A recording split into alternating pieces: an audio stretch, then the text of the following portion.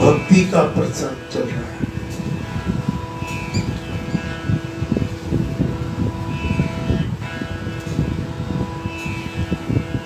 पृष्ठ 55 20वां श्लोक।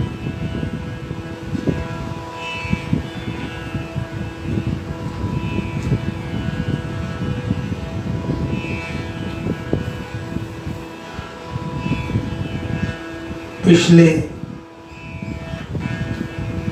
2 रविवार से भक्ति का प्रसंग चल रहा है।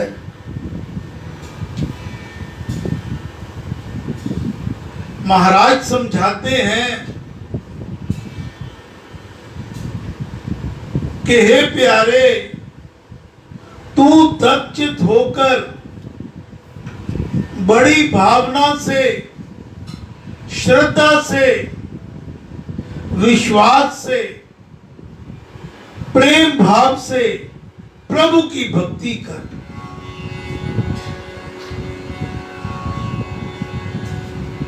अर्थात प्रभु के पतित पावन नाम राम नाम का जाप पाठ ध्यान सिमरन नियमित रूप से विधि पूर्वक किया कर। साथ ही सेवा, परहित, परोपकार जैसे शुभ कर्म वह भी निष्काम भाव से किए हुए, इनको करना भी प्रभु की उच्च कोटि की भक्ति करना ही है। महाराज के वचन है,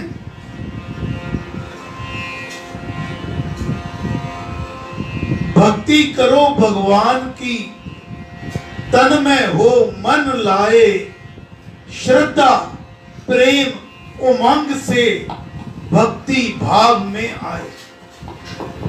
प्रेम भाव से नाम जप, तप संयम को धार, आराधन शुभ कर्म से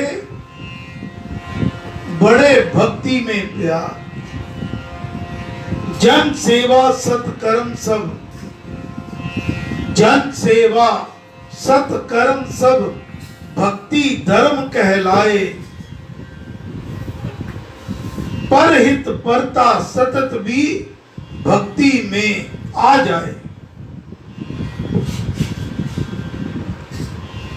संत महापुरुषों के वचन हैं कि भक्ति भक्त के जीवन की एक ऐसी साधना शक्ति है जिससे वह अपने प्रयोजन सिद्धि को प्राप्त होता है। भक्ति ही वह सोपान सीढ़ी है जिस पर चढ़कर मोक्ष की प्राप्ति होती है। साधु संतों की सत्संगति, सद्गुरु महाराज के श्री चरणों की सेवा तथा उनके सत उपदेश ज्ञान प्रवचन के द्वारा भक्ति भक्त के जीवन में सहज भाव से प्रवेश कर जाती है।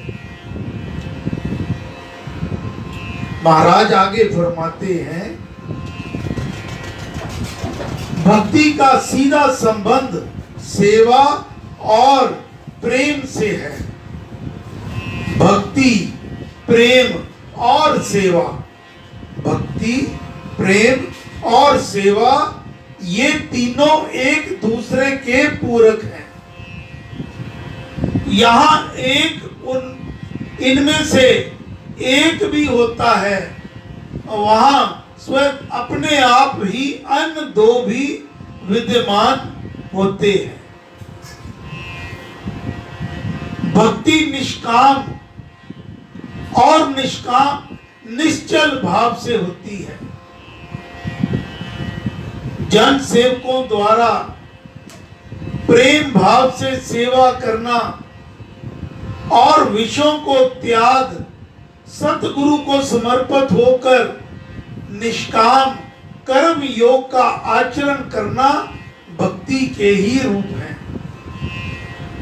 एक बात हमें सदा याद रखनी चाहिए, भक्ति का बीज कभी भी नष्ट नहीं होता।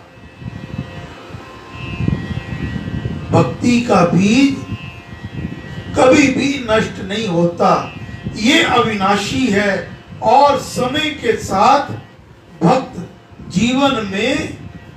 के जीवन में फलने फूलने लगता है। यही बात भगवान श्री कृष्ण चंद्र जी महाराज ने श्रीमद् भगवद गीता के दूसरे अध्याय के श्लोक नंबर 40 में कही है। भगवान फरमा रहे हैं, वाणी भगवान श्री कृष्ण चंद्र जी महाराज, शुभ कर्म का अल्प मात्र संस्कार भी कालांतर में आत्मा को जन्म मरण से बचा लेने का कारण हो जाता है। भक्ति धर्म का सूक्ष्मतर बीज भी यदि अंतःकरण के क्षेत्र में बो दिया जाए तो वह अवश्य ही अंकुर हो आता है और समय पाकर एक विशाल वृक्ष बन जाता है। इससे आत्मा का निश्चित निस्तार होता है। इस कर्म योग रूप भक्ति धर्म में यही उत्तमता है।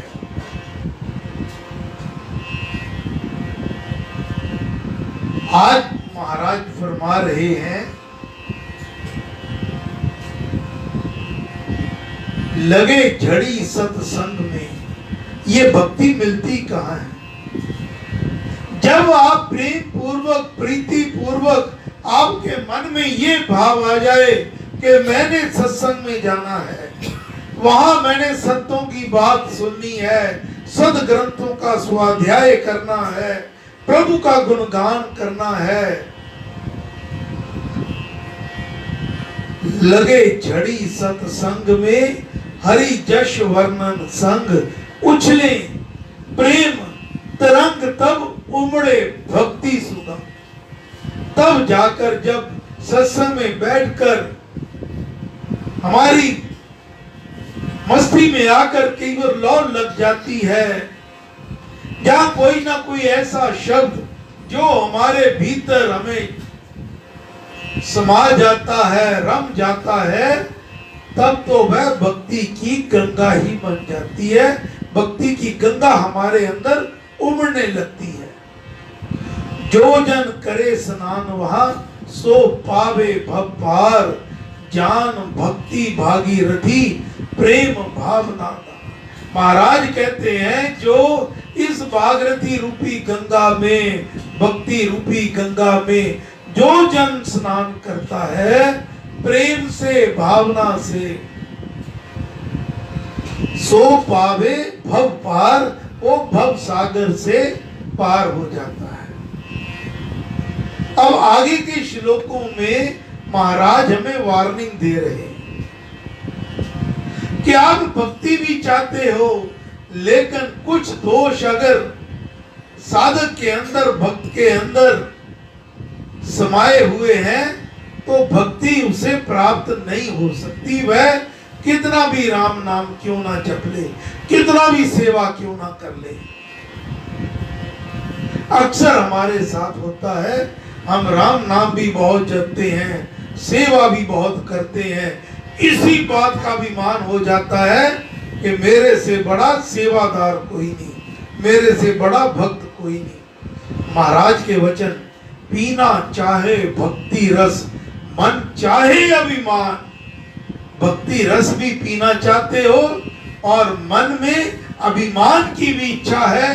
एक कोश में दो खड्ग देखे सुने ना कान। एक कोश में एक स्थान पर दो खड़ग कभी भी नहीं समाते।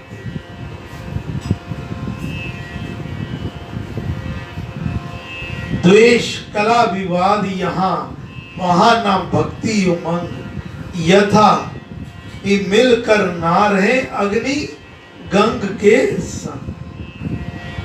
पहला तो अभिमान, दूसरा यहाँ ईर्ष्या द्वेष यहाँ रहे, कला कलेश वहां होती रहे, वाद विवाद होते रहे, वहां भक्ति की उमंग नहीं रहती। जैसे जहां जल है वहां अग्नि नहीं होती। तीसरी बात, शंकाशील में भक्ति ना। जो प्राणी शंकाशील है, मन में शंका रहती है, नहीं प्रेम लवलेश, शंका रहे ना भक्त में, भजकर राम महेश।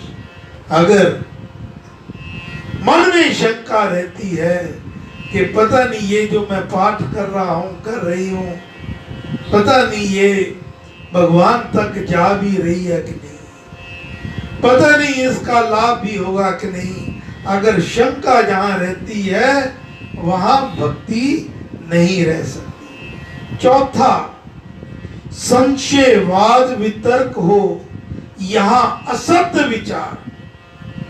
पहला अभिमान, दूसरा ईर्ष्या द्वेष कला क्लेश, तीसरा शंका, चौथा वो फरमा रहे हैं महाराज, संशयवाद वितर्क हो, यहां असत्य विचार।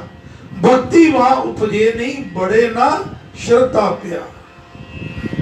यहां संशय रहता है, तर्क वितर्क असत्य, यहां सत्य नहीं है, यहां संशय है, वहां भक्ति उपजी नहीं सकती। श्रद्धा निश्चयहीन में भक्ति ना अंकुर लाए। जिस प्राणी में श्रद्धा नहीं होती, विश्वास नहीं होता, उसके अंदर भक्ति का बीज नहीं आता। कैसे? उदाहरण दिया है, केसर कमल कपूर कब उसर में उपजाए।